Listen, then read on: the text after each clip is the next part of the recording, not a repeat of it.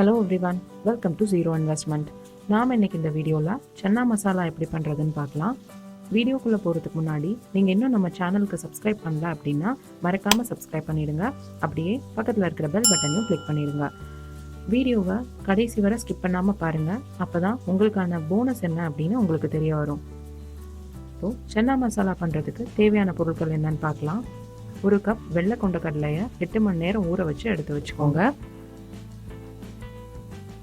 2 பெரிய வெங்காயம், 4 தக்காளி,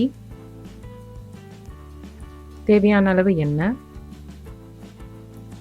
4 கிராம்பு, ஒரு சின்ன துண்டு பட்டை, ஒரு துண்டு இஞ்சி, 6லிருந்து 8 பல்லு பூண்டு, மிளகாய்த்தூள், மஞ்சள் தூள்,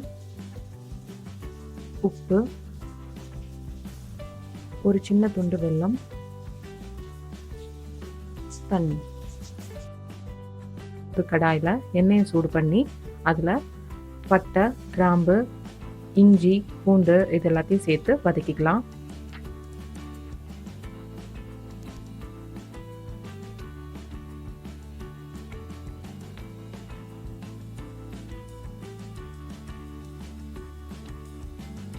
இஞ்சி பூண்டெல்லாம் லேசாக வதங்கினதும் வெங்காயம் சேர்த்துக்கலாம்.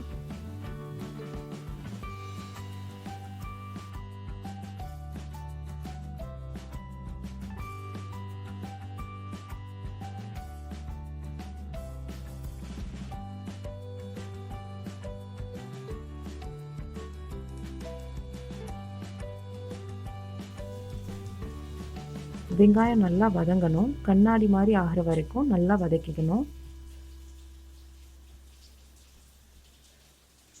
வெங்காயம் வதங்கினதும் தக்காளி சேர்த்து அதையும் நல்லா வதக்கி எடுத்துக்கணும்.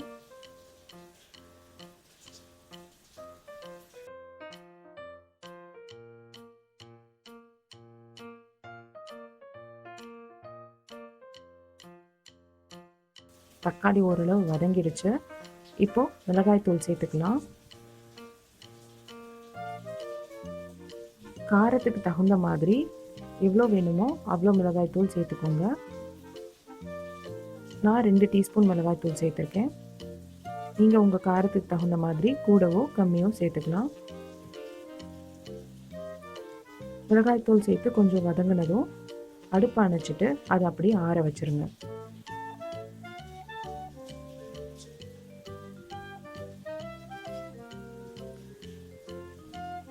ஆறுனதும் ஒரு மிக்ஸி ஜாரில் போட்டு அதை நல்லா மைய அரைச்சி எடுத்துக்கோங்க.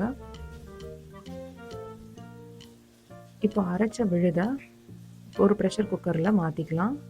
அதில் ஊற வச்சு எடுத்துருக்கிற கொண்டக்கடலையை சேர்த்துக்கலாம். இதில் ஒரு 1/4 டீஸ்பூன் மஞ்சள் தூள், அப்புறம் தேவையான அளவு உப்பு,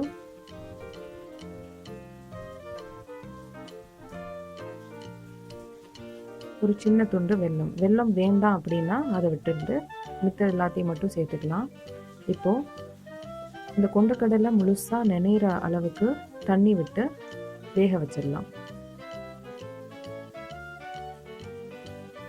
ஒரு 5லிருந்து 6 விசில் வர்ற வரைக்கும் நல்லா வேக வச்சு எடுத்துக்கணும். கொண்டக்கடலை வேகிற அந்த டைமிங்கில் நமக்கான போனஸ் என்ன அப்படிங்கிறத பார்த்துடலாம். இன்றைக்கி போனஸாக நான் உங்களுக்கு 4 டிப்ஸ் சொல்ல போகிறேன்.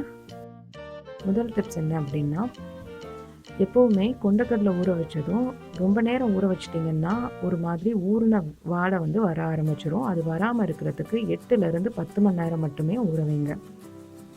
2வது டிப், ஒரு வேளை நீங்கள் ஊற வைக்க மறந்துட்டீங்க அப்படின்னா கொதிக்கிற தண்ணியில் கொண்டக்கடலையை போட்டு 1 நிமிஷம் வச்சுருந்து அப்புறம் 1 மணி நேரம் அப்படியே ஊற வச்சிட்டிங்க அப்படின்னா உடனே நீங்கள் என்ன ரெசிபினாலும் கொண்டக்கடலையை வச்சு செய்யலாம்.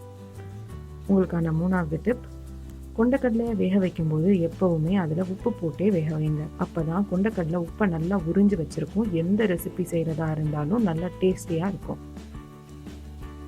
உங்களுக்கான 4வது டிப், கொண்டக்கடலை ஒரு வேளை உங்களுக்கு நல்லா சாஃப்டாக வேகலை அப்படின்னு ஃபீல் பண்ணுறீங்க அப்படின்னா நீங்கள் ஊற வைக்கும்போது ஒரு 1/4 டீஸ்பூன் பேக்கிங் சோடா அதில் சேர்த்து ஊற வச்சிட்டிங்க அப்படின்னா நீங்கள் வேக வச்சு எடுக்கும்போது நல்லா வெந்து வந்துடும்.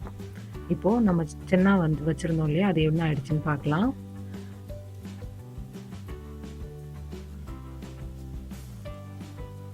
பாருங்கள், கலர் நல்லா வந்திருக்கு, சென்னா நல்லா வெந்திருக்கு. இப்போது இதில் பாதி கொண்டக்கடலையை நல்லா மேஷ் பண்ணி விட்டுறலாம். மீதி இருக்கிறது வந்து அப்படியே இருக்கட்டும்.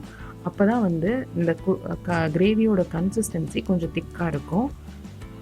அதனால் கொஞ்சம் பாதியை மேஷ் பண்ணி பாதியை மேஷ் பண்ணாமல் வைங்க. அவ்வளோதான், சென்னா ரெடி ஆகிடுச்சு.